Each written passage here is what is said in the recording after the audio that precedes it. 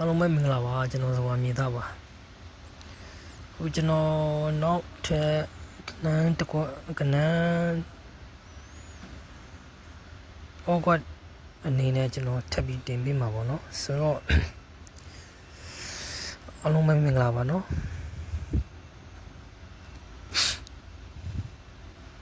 ဆိုတော့ကျွန်တော်ဒီ2013ခုနှစ်ထဲမှာ2013ခုနှစ်ထဲမှာကျွန်တော်ဒီတစ်နှစ်အတွဲလို့ထွက်တစ်နှစ်အတွဲတစ်နှစ်အတွဲထွက်တစ်နှစ်အတွဲသူ့ရဲ့အောက်6မင်ကျော်မှာ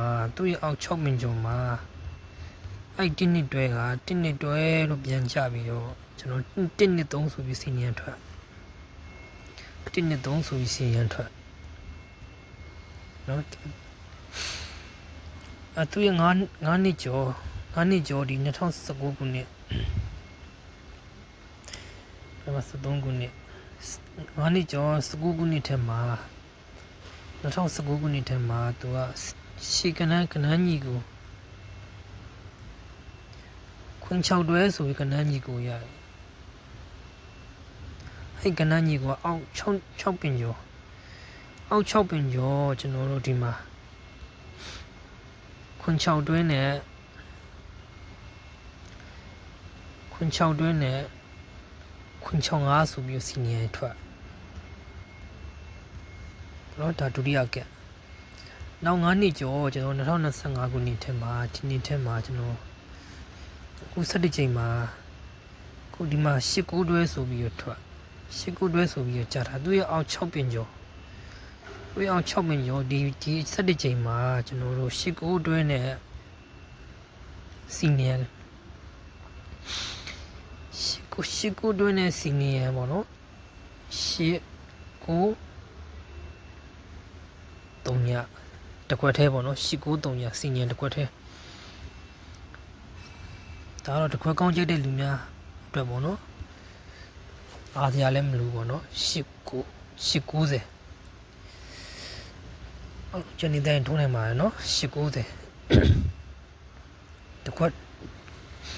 890တကွက်သေးပဲပေါ့နော်အားရမလို့ဟိုနောက်တစ်ခွက်အနေနဲ့ကျွန်တော်နောက်ထပ်အားရမလို့တဲ့တစ်ခွက်ကောင်းကျွန်တော်ထပ်ပြပေးမယ်နော်ဆိုတော့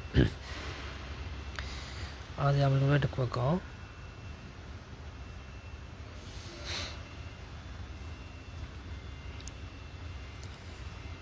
sorry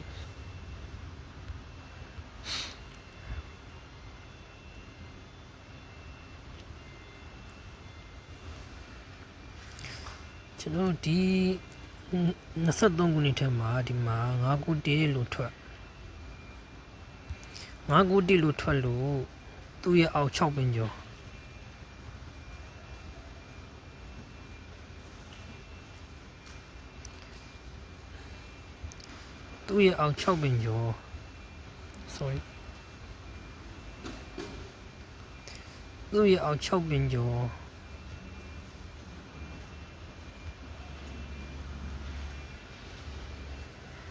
သူ့ရဲ့အောက်6ပင်ကျော်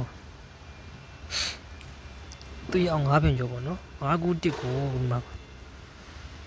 9 1 5ဆိုပြီးရိုက်9 1 9ကိုဒီမှာနောက်ကနေပြောင်းပြန်လိုက်ပြီး9 1 5ဆိုပြီးရိုက်နော်တကွ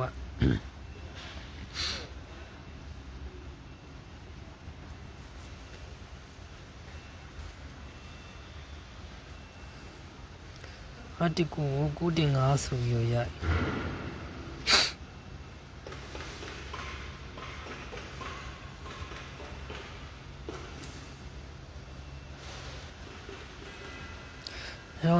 2013ခုနှစ်ထဲပြီးတော့2023ခုနှစ်2024ခုနှစ်ထဲမှာလည်းသူကဒီကနန်းတစ်ကွက်ကိုဒီ636ဆိုတဲ့ကနန်းကိုကျွန်တော်တို့က639ဆိုတဲ့ကနန်းကိုသူ့ရဲ့အောက်5ပင်ကျော်6ပင်မြောက်ပေါ့နော်5ပင်ကျော်6ပင်မြောက်အကွာဝေးတူတူပဲနော် 5 ပင်ကျော် 6 ပင်မြောက်မှာကျွန်တော်တို့636ကိုဒီမှာ sorry 636ဆိုပြီးတော့ရည်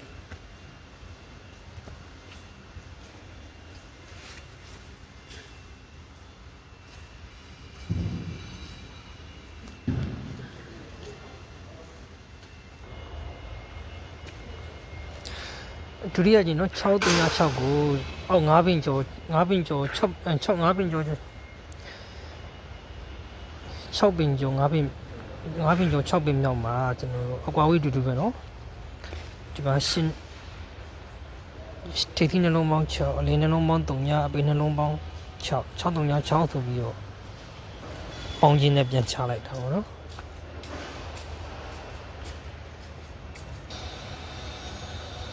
ဟုတ်ပထမကန်ဒုတိယကန်ဒီတတိယကန်ကျော်2025မှာသူ့လိုပဲဒီ17ကြိမ်အတွက်ကကျွန်တော်တို့ယူရမယ့်ကဏ္ဍက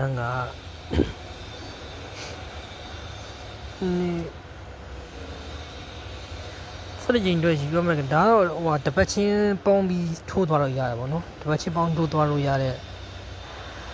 တစ်ခွက်တဲ့ကဏ္ဍပေါ့နော်တစ်ခွက်ပဲ838ကိုကျွန်တော်ပေါင်းချင်းနဲ့ပြန်ချပါပေါ့နော်838ကိုကျွန်တော်တို့ကsorry 894ကိုကျွန်တော်က498ဆိုပြီးတော့ကျွန်တော်နောက်ကနေလှမ်းပြီးတော့နောက်ကနေလှမ်းပြီးတော့ပေါင်းချင်းနဲ့ပြန်ချပါပေါ့နော်898ကိုကျွန်တော်တို့ဟုတ်ဒီ894ကို498ဆိုပြီးတော့